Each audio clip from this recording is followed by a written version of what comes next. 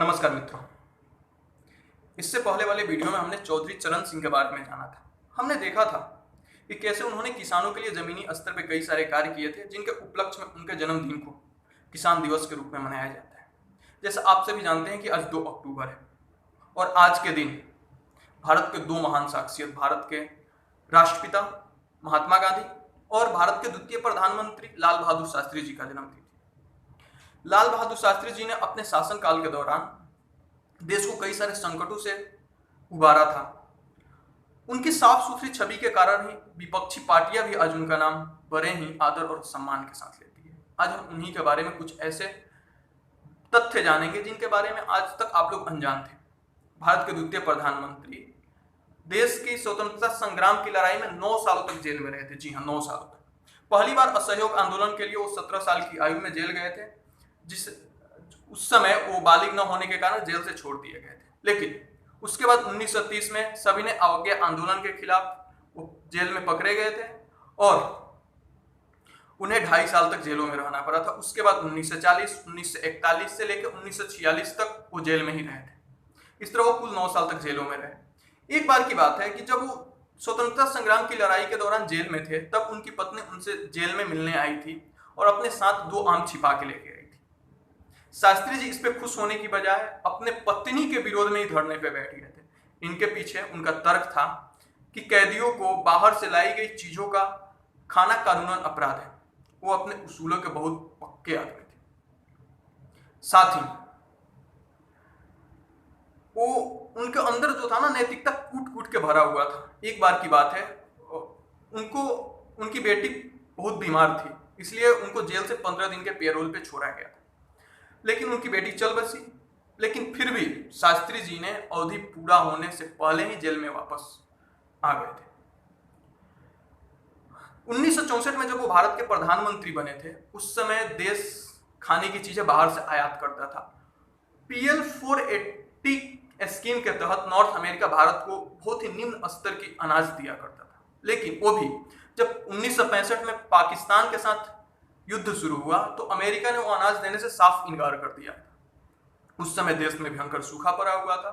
उस समय लाल बहादुर शास्त्री ने तब के हालात को देखते हुए देशवासियों से 1 दिन का उपवास रखने की अपील की थी और इन्हीं हालात में उन्होंने जय जवान जय किसान का नारा भी दिया। साथ ही शास्त्री जी ने महिला सशक्तिकरण के लिए बहुत सारे कार्य किए थे। जब वो ट्रांसपोर्ट मिनिस्टर के तौर पे कार्य कर रहे थे, उस समय उन्होंने उस इंडस्ट्री में, यानी कि ट्रांसपोर्ट इंडस्ट्री में, महिलाओं को बतौर कंडक्टर लाने की शुरुआत की थी। इसके साथ ही प्रदर्शनकारियों को जो तीतर बीतर करने के लिए लाठीचार्ज के जगह पे पानी की बौछार प्रयोग करने की सुझाव दिया था। शास्त्री जी दहेज के काफी कट्टर विरोधी थे।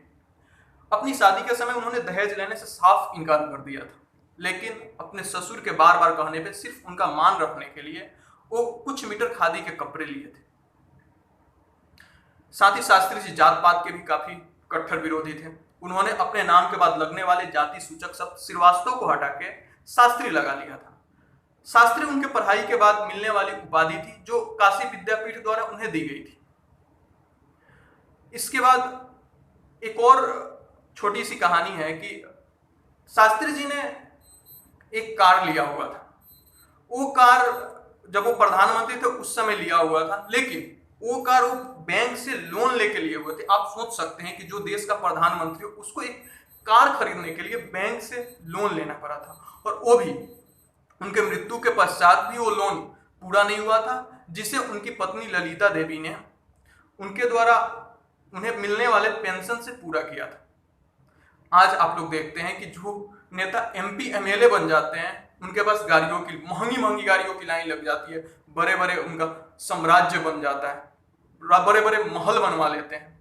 और हमारे लाल बहादुर शास्त्री जी इतने सामान्य आदमी थे, इतने बड़े पोस्ट पे रहते हुए भी उन्होंने अपने लिए कुछ नहीं किया, उन्होंने देश के बारे में सोचा था।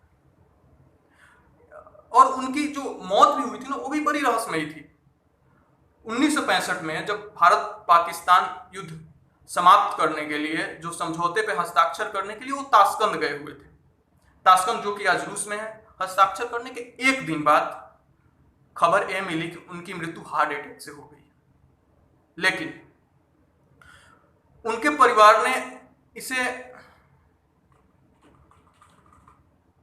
लेकिन हालांकि इस पर अभी भी संदेह बरकरार है, उसके परिवार ने सरकार से उनके मौत से जुड़ी फाइलों को सार्वजनिक करने की मांग की है। ऐसे ऐसे इस देश में हीरे पैदा हुए हैं ना, जिसे अगर आज के नेता फॉलो करें तो आज हमारा भारत कितना बदल जाएगा।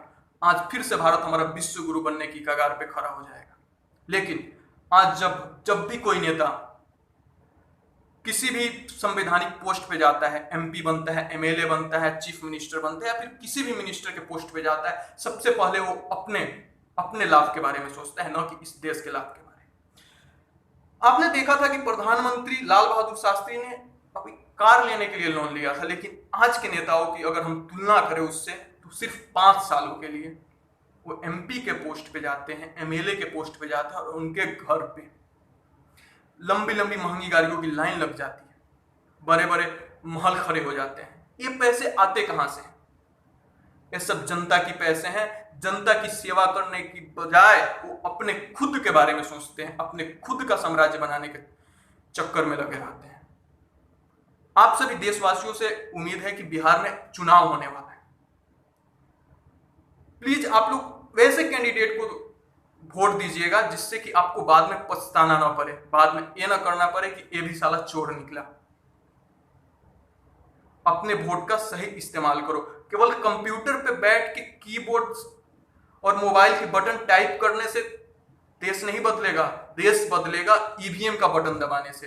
कंप्यूटर मोबाइल का बटन सोशल मीडिया पे दबा के लिखने से देश नहीं बदलेगा। देश अगर बदलेगा तो ईवीएम का बटन दबाने से। ईवीएम के बटन का सही इस्तेमाल करें।